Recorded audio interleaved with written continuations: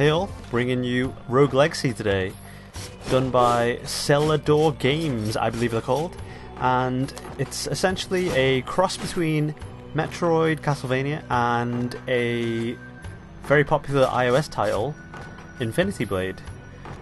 And that's in the sense that you essentially just play it as a normal RPG side-scrolling platformer, as you can see. It's upside down, but I'll explain that in a second. And this is combined with the fact that when you die, you don't sort of continue with the same life.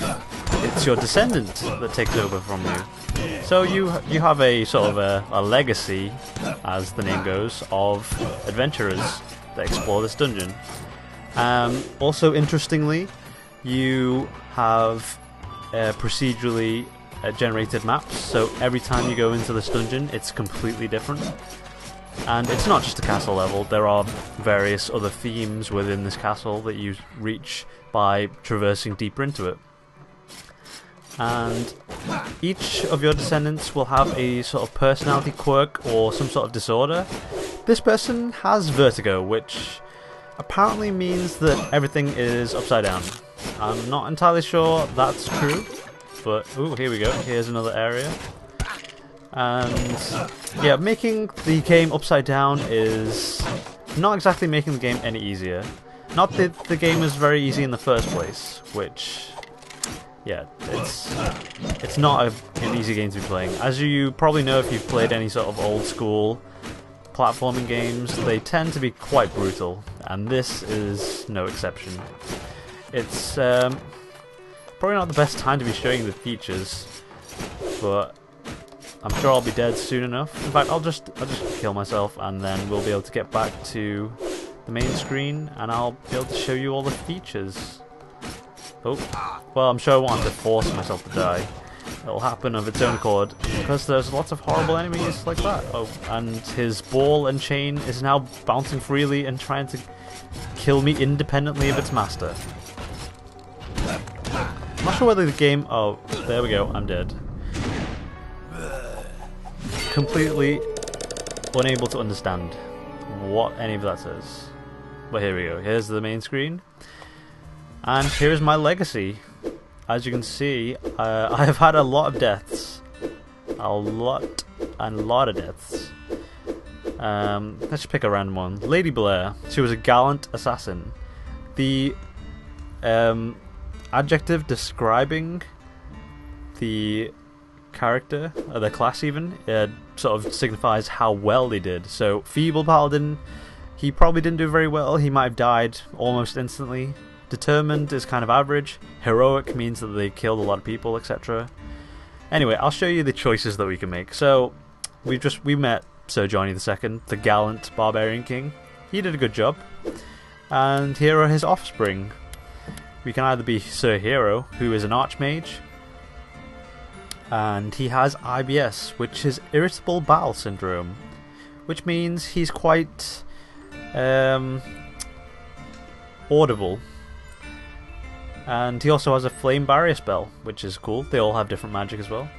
So Lady Winry is the other one. She's also an Archmage. These are all random, so I'm not too sure if the skills derived from the previous generation factor into it at all. I'm not too sure. I'm not really recognised any sort of pattern. It just seems to be fairly random at the moment. So this is Archmage. She has ADHD, which means she moves faster.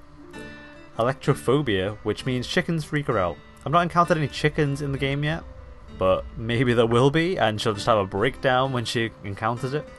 And she also has Blade Wall, which summons a giant blade to smite your enemies. Sir Jimmy, he is a shinobi class. He's stereo blind, which means he can't see in 3D. He's an endomorph, which means he's huge and he can't be knocked back very easily. And his spell is the teleport. So I guess we'll just go with IBS this time. Show you a little bit of that. And here is my castle, which you build upon. Yep, that's right. And as you can see, it's fairly well built. I mean, it's got loads of room for improvement though. And that comes in the form of these permanent skills which carry over to all of your descendants. So no matter which character you're playing, you'll always have these abilities. So I've upgraded the basic knight. You can upgrade the basic classes, as you can see here. I've upgraded the knave as well. But you can also upgrade your health. You can unlock a blacksmith, an architect, and an enchantress, and probably a lot more. I've not gotten too deep into this game. I've only played a few hours of this.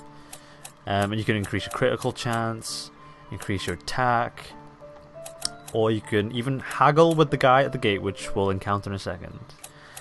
So we've got 900 coins to burn, so I mean ideally we'd want more gold. That's sort of overall quite helpful. But you can never have too much health, really. So we'll go for the old... Well, we'll do one for attack. And then this increases your inventory, well, carrying weight even, so you can equip better stuff. So we'll go for that one. So, this is what my... that's my friend the dummy. He suffers, because I beat him every generation. So we've got a smithy here, enchantress, and the architect. The smithy is pretty standard.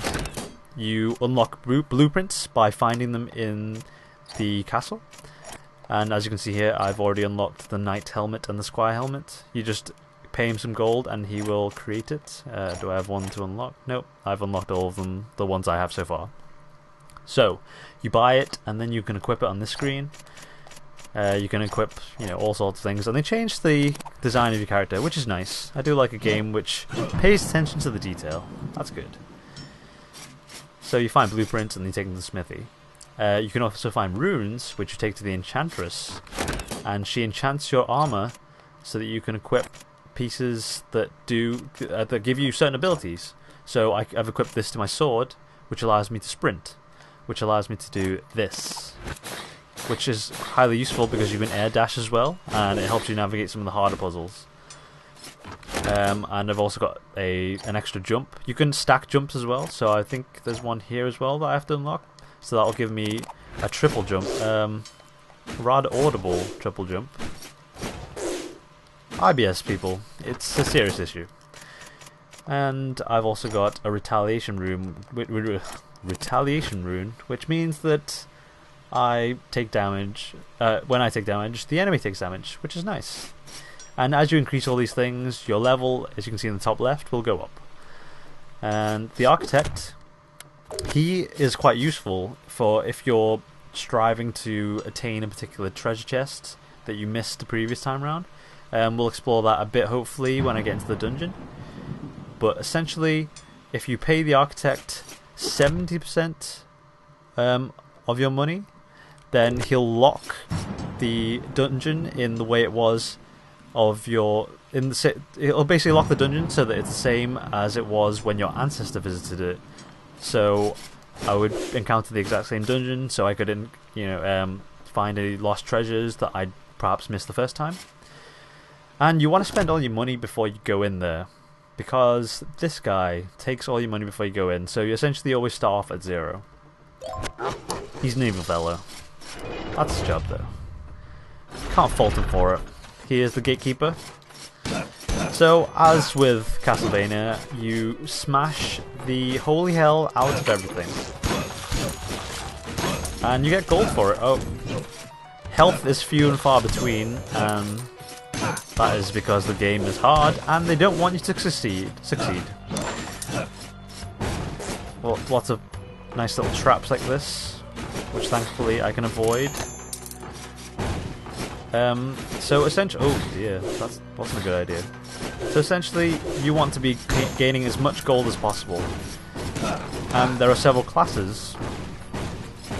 The class that I'm playing right now is a barbarian. Oh no, wait, it's an archmage. So you can switch between your magic here, as you can see in the top left there. Oh well, that just didn't work out. There's also a barbarian who has dragon shouts, just like in Skyrim. And then you also have the shinobi, which he's high attack and low defense. And there's also there's also the assassin, which is a high crit and general low stats all around. So it depends on your playstyle and who you have available to you, because you only have 3 people available, and as you saw before, I could only pick from 2 Archmages and a Shinobi. So it's all to your playstyle, I suppose, and maybe even factor in like what boss you're actually fighting at the time. There are bosses in the game. I'll try and find one for you on this playthrough so you can experience the horror. So it's a sort of learning experience slash...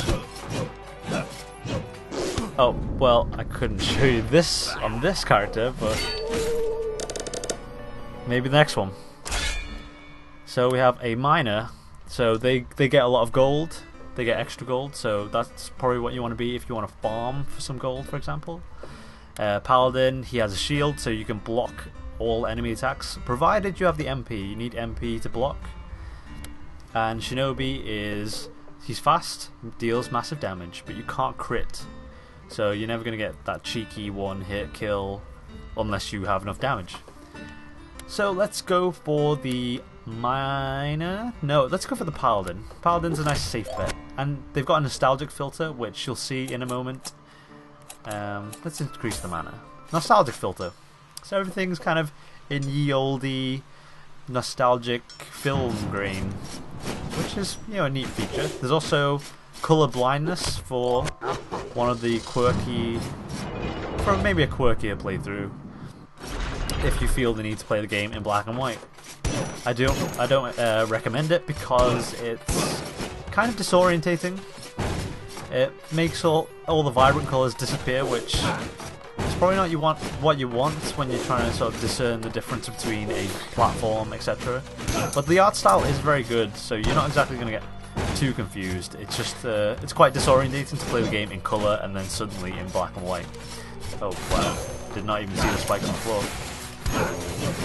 I suspect this game will get quite a lot of attention over the next, month or so, because I'm guessing people are going to be streaming the hell out of this game. I may join them. I don't blame them. This is the kind of game that's kind of perfect for streaming because you just don't know what to expect in the next dungeon because it's different every time. Oh boy. I'm not doing well. Just taking hits all around. Come on. Those little mages, floating mages, the worst. Little sorcerers. I want to show you some of the more interesting quirks. The personality defect slash... here we go. As you can see in the top right, it says defeat all enemies to unlock this chest. So they're usually these sort of challenge rooms, and I failed already. No, I haven't. That's fine. I didn't die. So the idea of this room is to defeat all the enemies, and once I do that, the chest unlocks, and I get a beautiful prize. This is not going to be easy, and no, I failed again. Sir McGladdery II has been slain by Plonky. It shows you all the characters that they've slain, all the monsters that they've slain, as a kind of kill counter, I suppose. It's a nice touch. Alright, let's do one last playthrough, I think. So we can either be Lady Faye Miner, who is nearsighted and has IBS, nostalgic tunnel vision, no peripheral vision. That sounds like it might be interesting. Lady Priscilla has a serious beard issue. Alright, let's do it. Tunnel vision. Wait, she has tunnel vision, but it just seems like she has the ye olde grain filter again. Is she nostalgic as well? Let's have a look. They all have little sort of magic cards.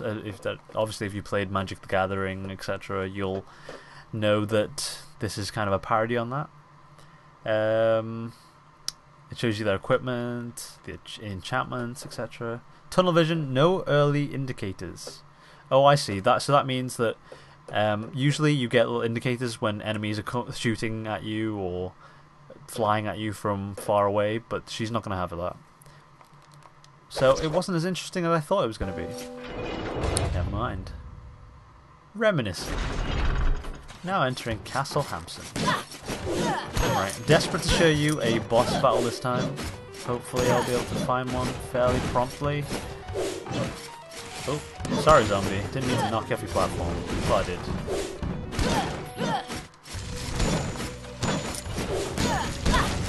Oh jeez, okay. Oh, treasure chest. Always nice to get a little bonus gold there.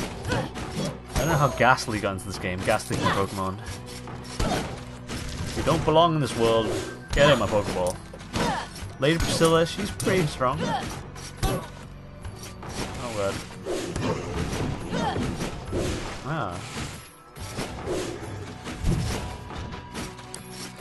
These special platforms you have to stab to get up. I've barely scratched the surface of this game, so there's bound to be many, many more horrible treasures and enemies to encounter. Oh. And she's gone again. I'm just not doing good in this round. It's the pressure of having people watch me. That's what it is. That's what I'll tell myself. Stereo blindness. Well, this is a really boring set of people. They don't have any issues at all. Time stop's pretty cool though. Alright. This definitely is a good game and you just should play it. Why not? It's so cheap. It's on Steam for, I believe, $15 and £12 in the UK. So you really don't have any excuse for not buying it. If you like any of the games I described before, Castlevania, Metroid, then you'll love this game. Even Dark Souls. It's got that kind of Dark Souls sort of unrelenting difficulty that people just love. I don't know if we're sadists or masochists even. Get it right. I don't know if we're just masochists or if we just love a good challenge. It might be a little bit of both. But I hope this has given you a little bit of insight into the game. And maybe I'll do another playthrough in the future. Maybe. Show you off some of my amazing skills that I might have developed. But yeah, this has been Desu for Lonely Munch House, signing out, and I'll see you guys next time.